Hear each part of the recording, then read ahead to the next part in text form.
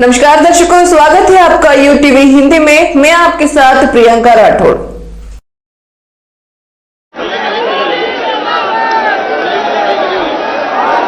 नमस्कार। पल्लवी पटेल जी,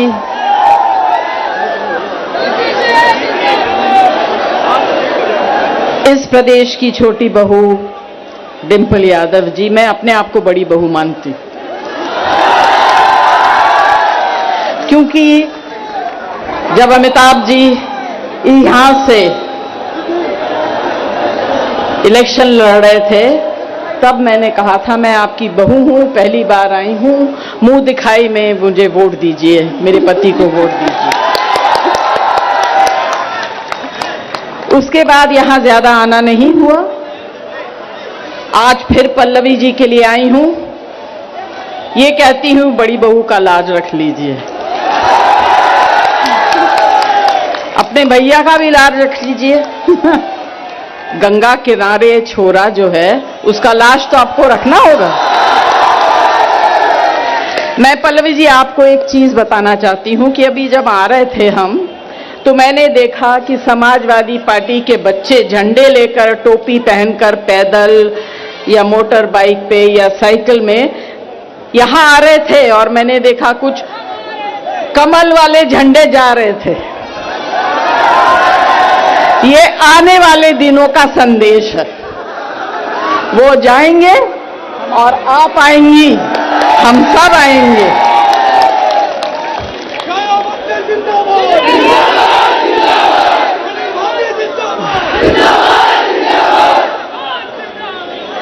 देखिए, मैं सुन रही हूं यहां बोला जा रहा है यहां से जो मंत्री जी हैं फिलहाल जातिवाद करते हैं, परिवारवाद करते हैं। अरे ये भूल जाते हैं कि आपके जो मुख्यमंत्री हैं उन्होंने तो परिवार को त्याग दिया है। वो परिवार के बारे में क्या जानते हैं? वो क्या जानते हैं परिवार क्या होता है? वो क्या जानते हैं बहू बेटी क्या होती है? कहते हैं कि यहां औरतों की, महिलाओं की सुरक्षा नहीं है। झूठ। इन लोग झूठ के सिवाय और कुछ नहीं बोलते हैं। मैं आज 15 साल पार्लियामेंट में रही हूं, अभी भी हूं, और झूठ के सिवाय इन्होंने कुछ नहीं कहा। महिलाओं के लिए हमेशा हम लड़े हैं। ये जब सत्ता में हैं और सत्ता में नहीं थे तब भी इन्होंने महिला सुरक्षा के लिए एक शब्द भी नहीं कहा। आज महिलाओं के लिए ये बातें करते हैं, कहते हैं उत्तर प्रदेश में महिलाओं की सुरक्षा नहीं है। इन लोग झूठ, ढोंगी लोग हैं। मुंबई भाषा में इनको फेंकू चंद कहते हैं। सिर्फ फेंकते रहते हैं, काम कुछ नहीं करते हैं। और पल्लवी जी, मैं आपको बताऊं, जैसे आपने कहा कि देखेंगे, देखते रहेंगे, इनका काम ही है। पिछले 5 साल से सिर्फ देख ही रहे हैं, काम कुछ नहीं किया। अखिलेश यादव जी जो काम करके गए हैं उसी को देख ही रहे हैं, खुश हो रहे हैं, पीता काट रहे हैं। उसके आगे कोई काम नहीं किया। ताकत आप लोगों के पास है। आप जिसको चाहते हैं उसे ताकतवर बना सकते हैं। ताकत हम लोगों के पास नहीं है, जो कुर्सियों पे बैठे हैं उनके पास नहीं है। इस बात को समझिए और इसको बहुत जोर से, अच्छी तरह से 27 तारीख को दम लगाकर देखिए क्या होता है। ज्यादा कुछ नहीं कहूंगी, एक छोटी सी कविता है वो सुना दूं। इसका नाम है यूपी का लाल। कौन है यूपी का लाल? बहुत अच्छा। अब मैं जब पंक्ति पढ़ूंगी इसके बाद आप लोग यूपी का लाल बोलेंगे। बोलेंगे? जो यूपी में लाया विकास की बौछार, वो कौन है? जिसने हर यूपी की बेटी को बनाया, अपने आप को बनाया उनका ढाल, वो कौन है? जिसने जात धर्म भूल के पूरे यूपी को समझा एक परिवार, वो कौन है? जो यूपी की गद्दी में जो यूपी की गद्दी में नहीं, फिर भी यूपी वालों के दिल में बसा था 5 साल, वो कौन है? और गद्दी जाने पर भी यूपी की सेवा करने से कभी ना करा इनकार, वो कौन है? जो हर नौजवान को नौकरी देने पर तुला है, यूपी के हित में रहे, हर कर्म से जुड़ा है, वो कौन है? मैं माताओं से सुनना चाहती हूं कि यूपी का लाल कौन है? माताएं, आप बोलिए, आपकी आवाज बुलंद है। अगर आप बोलेंगी तो आपके बच्चे भी बोलेंगे। अपना भला समझिए। जिसको किसानों ने दिलवाया उनका हक, जिसने किसानों को दिलवाया उनका हक, हर गांव यहां पहुंचना, बनाया पक्की सड़क, जिसके यूपी मिट्टी का, जिसने यूपी के मिट्टी को अपनी मां समझकर रखा ख्याल, वो कौन है? फिर एक बार कंवल जो ना कर पाया, कमाल करेगा यूपी का लाल, वो कौन है? बहुत बहुत धन्यवाद। अगर 27 तारीख को है?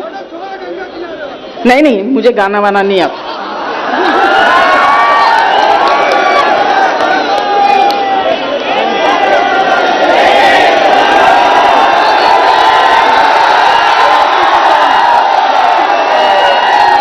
भैया,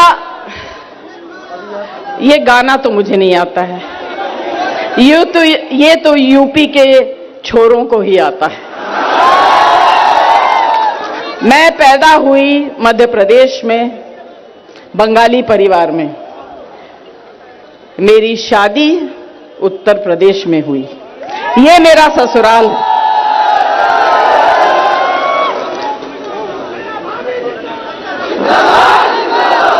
मेरा जिंदाबाद नहीं, इनका जिंदाबाद है।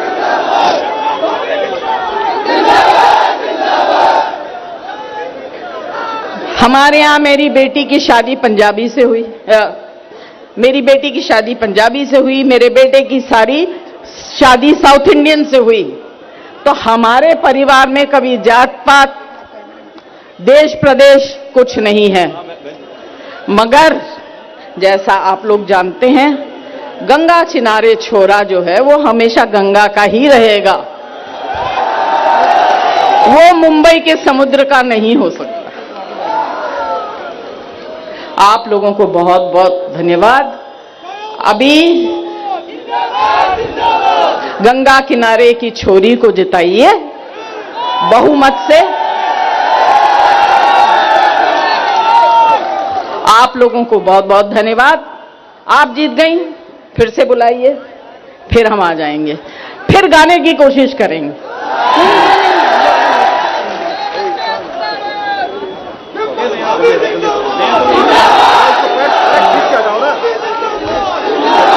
बहुत बहुत धन्यवाद।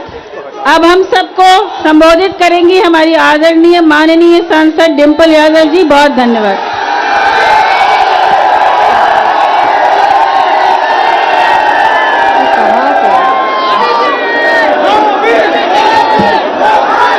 मंच पर आसीन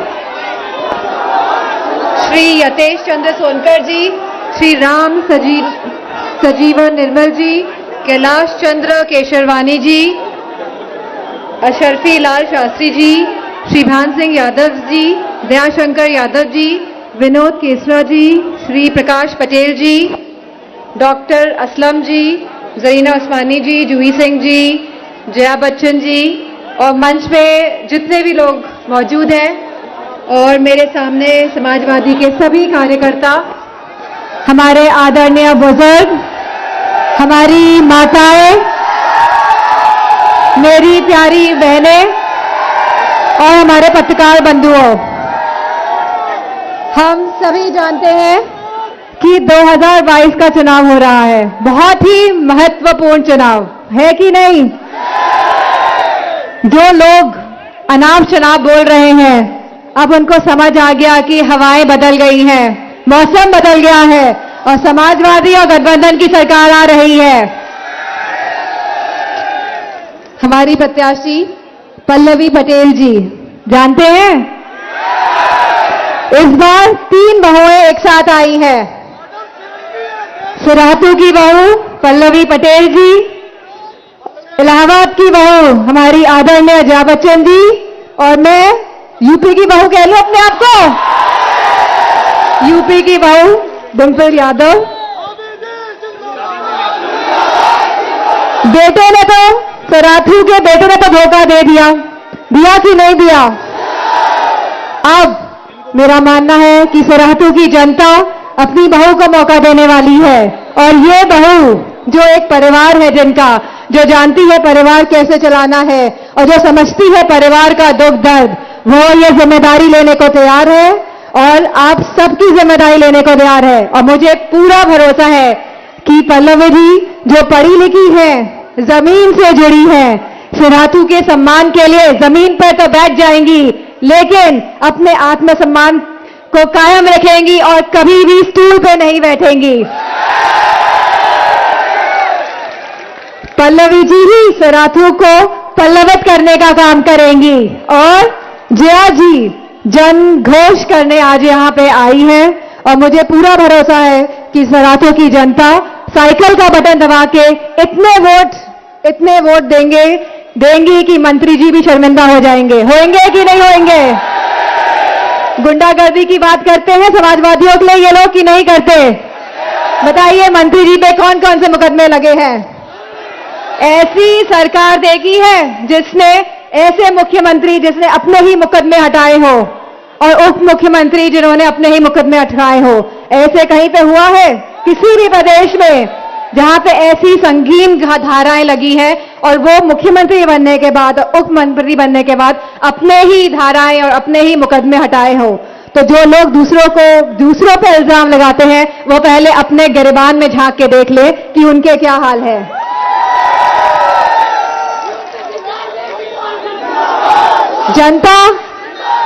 जनता, नौजवान, माताएं बहनें ऐसी सरकार बनाने जा रहे हैं जो नौकरियां देने वाली है हमारे युवाओं को, जो महिला सुरक्षा पे काम करेंगी। जो गलत फहमी ये लोग फैला रहे हैं महिला सुरक्षा के नाम पे, मैं याद दिलाना चाहती हूँ कि 2000 के जो आंकड़े थे एनसीआरबी के, उसमें महिलाओं के साथ जघन्य अपराध कम हुए थे, और इन 5 सालों में जो आंकड़े आए हैं वह आंकड़े बहुत ही दर्दनाक हैं। हम जानते हैं कैसी कैसी घटनाएं आज महिलाओं के संग हो रही हैं, और बगैर इसके कि इन महिलाओं का साथ दिया जाए, उनके परिवार वालों को प्रताड़ित किया जाता है। क्या हाथरस की जनता घटना भूल जाएगी? क्या हम लोग, क्या जनता हाथरस की बेटी को भूल जाएगी? हम जानते नहीं है कैसे उसको जला दिया गया था रात को, और उसको उस अंतिम संस्कार जो एक हिंदू का धर्म है, एक अधिकार है, उसको भी वो नहीं करने दिया गया था। और उनके परिवार वालों को जो प्रताड़ना दी गई थी, जनता ने सब देखा है। और वही उन्नाव की बेटी के साथ जो हुआ था, वो भी जनता नहीं भूलेगी। उसके पिताजी को पुलिस वालों ने जेल में डाल के मार के उसको मार डाला, इतना पीटा कि वह बच नहीं पाए। तो मैं समझती हूँ जनता तैयार है ऐसी सरकार हटाने के लिए जो जुल्म करती है, जो सितम करती है, जो जातिवाद फैलाती है। क्या आप सब लोग तैयार हैं? ये जो चुनाव होने जा रहा है, ये खाली पल्लवी जी का ही चुनाव नहीं है, ये मेरा भी चुनाव है। आप क्या हमारा सम्मान रखेंगे कि नहीं रखेंगे? दयाशंकर जी बताइए, कहाँ है? हाँ, चलिए, आप सबकी जिम्मेदारी है कि पल्लवी पटेल जी को इतने वोटों से जिताना है कि यहाँ के मंत्री जी भी शर्मिंदा हो जाए। ये ऐसे करने से नहीं चलेगा, मैं देखूंगी। सुरातू, ये मेरा पहला प्रचार है, और मैं आप लोगों से आप वादा करेंगे, वचन दे रहे हैं कि मैं जिता के भेजेंगे। ये मेरी बहन जैसी है, और मुझे पूरा विश्वास है ये महिलाओं का सम्मान और हक की बात रखेंगी, हमारे किसान भाइयों की बात रखेंगी, युवाओं की बात रखेंगी, और मुझे पूरा भरोसा है कि आप पल्लवी जी को अपना पूरा समर्थन देंगे। बहुत सारी बातें मैं कहना चाहती हूँ। ये सरकार जो मौजूदा सरकार है, डबल इंजन की सरकार है, ये बताइए कि जंग का रंग क्या होता है? जब जंग लग जाता है लोहे में, इंजन की बात हो रही है तो लोहा ही इस्तेमाल होता है इंजन बनने में, जंग का रंग क्या होता है? हाँ, कौन सा रंग होता है जंग का?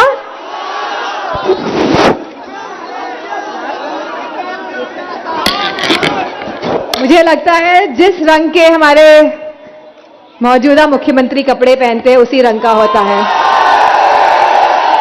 तो ऐसे जंग वाले इंजन को हटाने का समय आ गया है और यूपी को वापस पटरी पे लाने का समय आ गया है। और मुझे पूरा, और ये चुनाव कोई हमारा चुनाव नहीं रह गया है, ये चुनाव तो जनता लड़ रही है, जनता तैयार है ऐसे जंग वाले इंजन को हटाने के लिए और ऐसे इंजन को लाने के लिए जो उत्तर प्रदेश को एक संपन्न प्रदेश बनाएंगे, जो उत्तर प्रदेश को आगे ले जाने की बात करेंगे, जो हमारे किसान भाइयों की बात करेंगे। आपने देखा कैसे हमारे किसान भाइयों ने 700 किसान भाइयों की जान गई कि नहीं गई?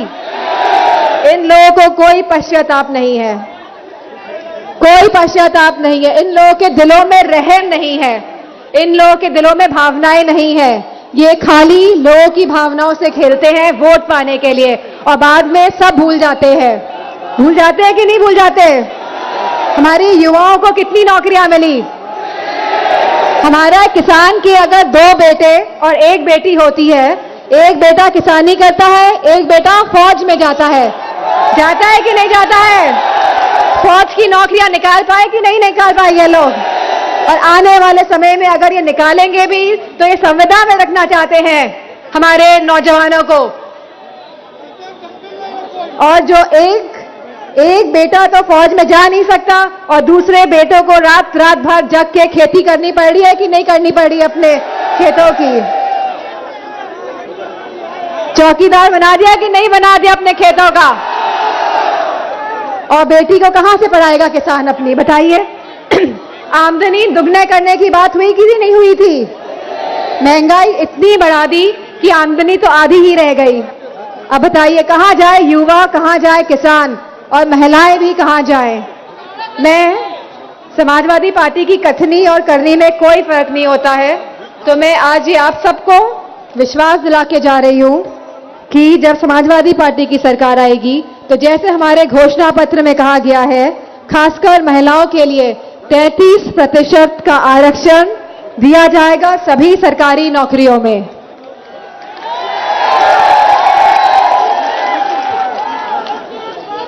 कन्या विद्याधन 12वीं पास कर लेंगी हमारी बेटियां तो उनको एक मुश्त राशि दी जाएगी 36,000 रुपए की।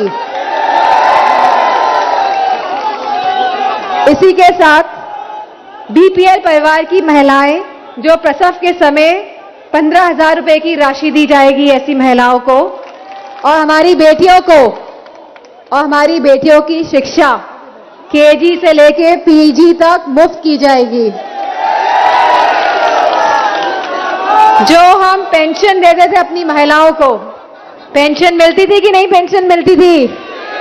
आने वाले समय में 1 करोड़ से भी ज्यादा महिलाओं को पेंशन देनी पड़ेगी, तो ये पेंशन हम देंगे और यह पेंशन हम 500 रुपए से बढ़ा के 18,000 रुपए प्रति माह देंगे, जो सीधे महिलाओं के अकाउंट में जाएगी। और लैपटॉप मिले यहाँ पे किसी को?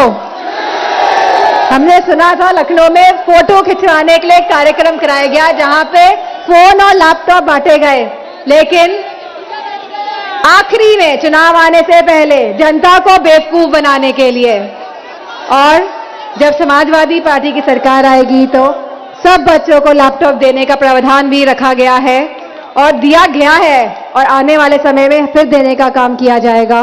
इसी के साथ जितने भी हमारे किसान भाइयों ने अपनी जान खोई है, जो शहीद हुए हैं, हमारे 700 किसान भाई और बुजुर्ग जन, उनको 25-25 लाख रुपए भी दिए जाएंगे। और जिन किसान जिन किसान भाइयों की मृत्यु हुई है सांड के द्वारा, सबसे प्रिय जानवर कौन सा है हमारे मुख्यमंत्री जी का? तो जिन जिन हमारे किसानों की मृत्यु हुई है सांड के द्वारा, उनको भी 5 लाख राशि दी जाएगी। सभी 2 पहिए वाहन मालिकों को प्रति माह 1 लीटर पेट्रोल तथा ऑटो रिक्शा चालकों को 3 लीटर पेट्रोल व 6 किलो CNGC मुफ्त दी जाएगी और 3 सिलेंडर साल के मुफ्त महिलाओं को दिए जाएंगे। इन लोगों ने कनेक्शन तो दे दिया और सिलेंडर की कीमत कितनी बचा दी बताइए? उन कनेक्शन का कोई काम है अब? तो समाजवादी पार्टी सरकार आने पे हर महिलाओं को 3 सिलेंडर मुफ्त दिए जाएंगे। और इसी के साथ महिला सुरक्षा को लेकर मैं कहना चाहूंगी कि समाजवादी पार्टी सरकार के आने के बाद हम महिला सुरक्षा पे खास तौर पे काम करेंगे और हर गांव में सीसीटीवी कैमरा लगाने का काम करेंगे। हर गांव में सीसीटीवी कैमरे लगाने का काम करेंगे और एक पूरी, जिस तरह हमारे पुलिसकर्मी यहाँ खड़े हैं, तो पूरी महिला सुरक्षा इकाई बनाई जाएगी। लेटेस्ट न्यूज अपडेट्स के लिए YouTube एक्सप्रेस को सब्सक्राइब कीजिए, साथ में बेल आइकॉन को भी क्लिक कीजिए। साथ ही साथ लाइक, शेयर और कमेंट करना ना भूलिए।